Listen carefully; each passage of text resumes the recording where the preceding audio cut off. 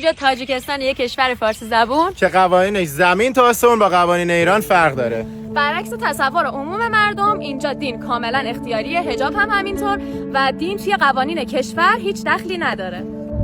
اینجا مدارس مختلطه و هیچ تفکیک جنسیتی وجود نداره.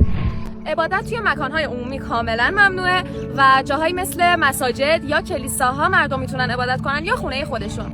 مشروب فروشی و طربخانه فراوان در دسترسه، ولی فقط توی این فضاهای مخصوص یا توی خونه میشه مشروب خورد و در اماکن عمومی ممنوعه.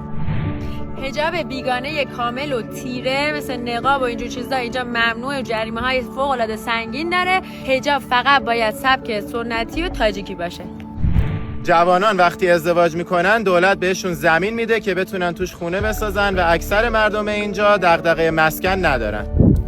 اینجا دین توی مدارس تدریس نمیشه و تا قبل از 18 سالگی کسی اجازه انتخاب دین نداره و بعد از 18 سالگی هر کس با دانش خودش دینش رو انتخاب میکنه.